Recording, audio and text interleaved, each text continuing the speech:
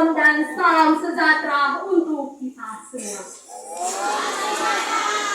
Halo, apa kabar? Puji Tuhan, tambah semangat, luar biasa.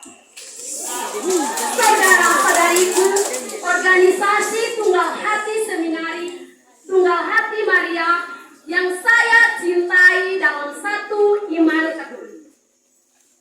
Salam jumpa, salam kenal, salam dari saya, Maria Alfrida Kasnube. Saya perwakilan dari Ranting Manuhui.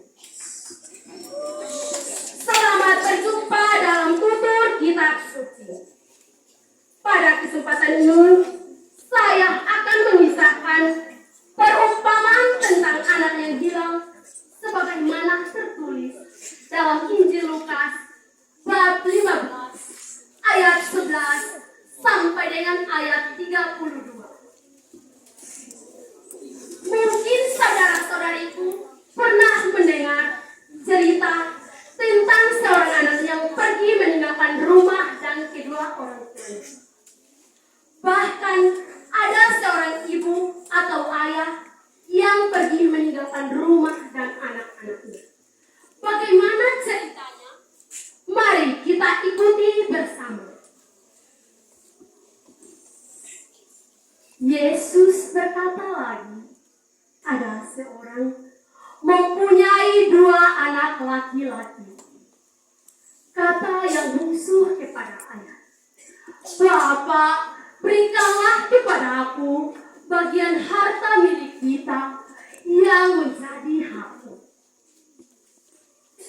Lalu ayahnya membagi-bagikan harta kekayaan itu di antara mereka. Beberapa hari kemudian, anak bungsu itu menjual seluruh bagiannya itu, lalu pergi ke negeri yang jauh. Di sana, ia memboroskan harta miliknya itu dengan hidup berfoya-foya. Setelah dihabiskannya semuanya, timbullah bencana kelaparan di dalam negeri itu, dan ia pun mulai melarat. Lalu ia pergi dan bekerja pada seorang majikan di negeri. Orang itu menyuruhnya pergi ke ladang untuk menjaga babi. Lalu ia ingin mengisi perutnya dengan ampas yang menjadi makanan babi itu, tetapi tidak seorang pun yang memberikannya kepadanya. Lalu ia menyadari keadaannya, katanya, "Betapa banyaknya orang upahan bapakku yang berlimpah-limpah makanannya, tetapi aku di sini mati kelaparan. Aku akan bangkit dan pergi kepada bapakku dan berkata kepadanya, Bapak, aku telah berdosa terhadap surga dan terhadap Bapa. Aku tidak layak lagi disebutkan anak Bapa. Jadikanlah aku sebagai salah seorang upahan Bapa." Maka bangkitlah ia dan pergi kepada ayahnya. Ketika ia masih jauh, ayahnya telah melihatnya, lalu tergeraklah hatinya oleh belas kasihan. Ayah itu berlari mendapatkan dia, lalu merangkul dan mencium dia. Kata anak itu kepadanya, "Bapak, aku telah berdosa terhadap surga dan terhadap Bapa. Aku tidak layak lagi disebutkan anak Bapa."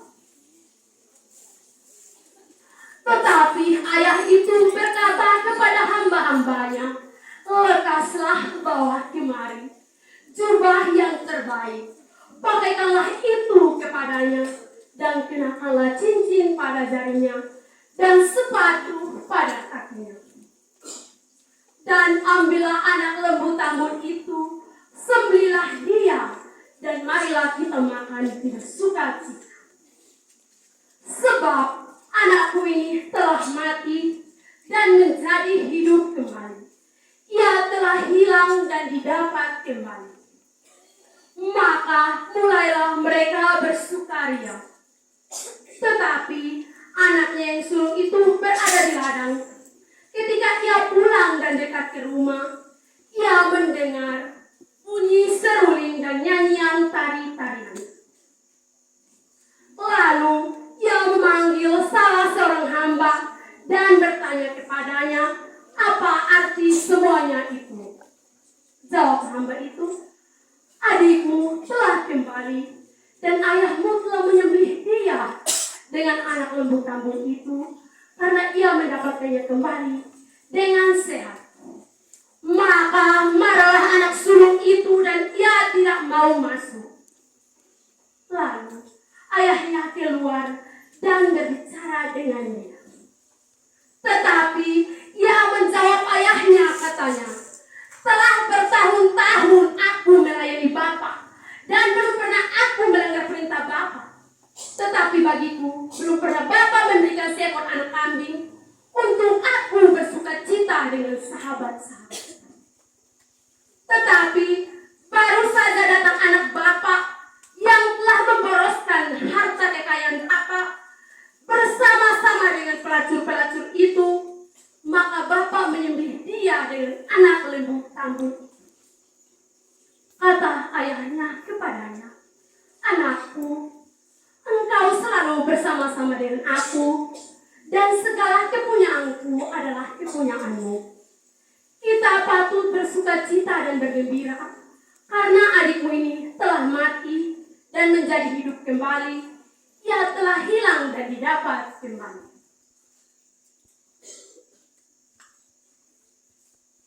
Saudara-saudariku, organisasi Tunggal Hati Seminari, Tunggal Hati Maria, bagaimana dengan cerita ini?